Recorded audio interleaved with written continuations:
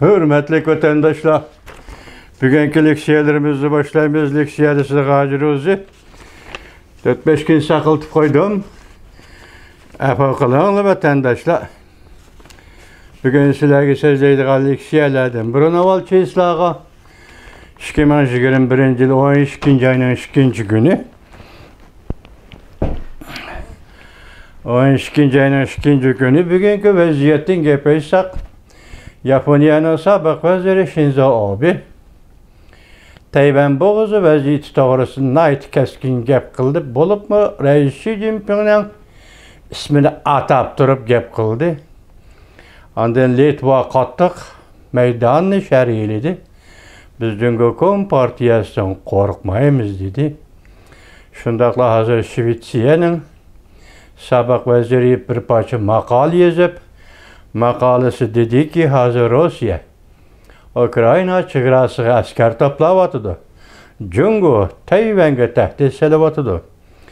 Avro Asya'nın bir bayan zemini hazır uruş hımarla yaratkan vaziyetten korşavıda kaldı.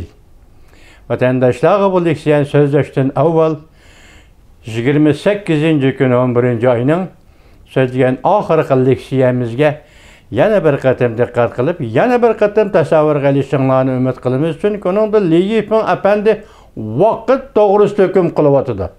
Vaqt to'g'risidagi ta'xirsizlik, jiddiylik hozir endi bu harbiy ishlar sohasiga ko'chdimi deb qilasiz vatandosh. Bugungi leksiyalarga diqqat qiling. Birinchi mavzu Shinzo Abe Yaponiya Amerika Cumhuriyeti'nin Tayvan'a qurolli hujum qilishiga qo'l qo'yishtirib qarab turolmaydi. Beijing Yaponiyaning Beijing turishliq bosh elchisi bilan jiddiy kurashdi. Mavzuli xabar 12 ayning 1 kuni Amerika ovozining Xitoy til programmasi e'lon qilindi. Xabar mundaq boshlandi. Washington Yaponiyaning sobiq vaziri Shinzo Abe mundaq ko'rsatdi. Yaponiya va Amerika Jungo Tayvanga qurolli hujum qiladigan bo'lsa, qo'l qo'yishtirib qarab turolmaydi. Jungo rahbarlari bu nuqtani yaxshi tushunishi lozim. Washington tushunishi lozim kechiringlar. Shinzo Abe chorshanba kuni 12 ayning 1 kuni ekran orqali Tayvanda bir bilim xazinasining muhokama yig'iniga nutq so'zlaganda mundaq ko'rsatdi. Senkaku taqim orollari atrofidagi ba'zi orollar bilan Tayvanning orliqi faqat 100 kilometrlik keladi. Tayvanga qurolli tajovuz qilish bu Yaponiya uchun intayin xatarlikdir. Sobiq vazir Shinzo Abe mundaq ko'rsatdi. Tayvanning atrofida chatoq teriladigan, bu demak Yaponiyaning atrofida chatoq terilganlikdir. Shundaqli Yaponiya Tayvanga chatoq terilganlikdir.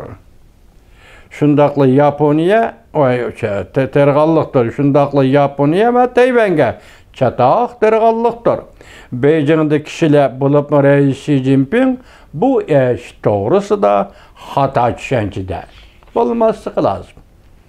Sobiq vazir Shinzo Abe nutq so'zlagan kashda Jungo Tashqi ishlar ministrligining ministr yordamchisi Hua Chunyil hozir bayonotchi Hua Chunyilning mansibi o'rlab qolgan o'xshaydi.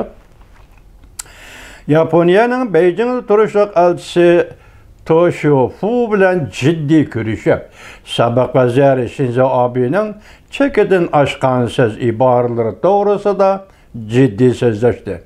Hua Chunyil mundaq dedi. Jungo taraf Yaponiyani xato yo'lga mengib uzoq ketmaslikka undaydi. Undaq bo'lmaydi ekan o't bilan o'ynashgan bo'ladi.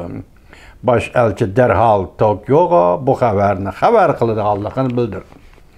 Amerika Qo'shma Shtatlar davlat ishlar katibi Antony Blinken o'tgan oyda 12 ayning 10 kunida mundaq ko'rsatgan edi.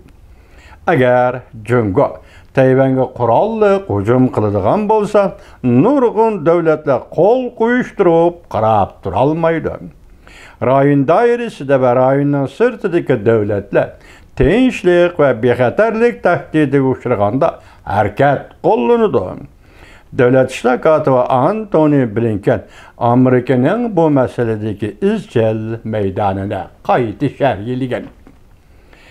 Avstraliya Davlat Mudofaa ministri 10 oyning 24-kuni bir qitimliq suhbatida mundaq ko'rsatgan. Avstraliya Amerika do'stligi 70 yillik tarixga ega.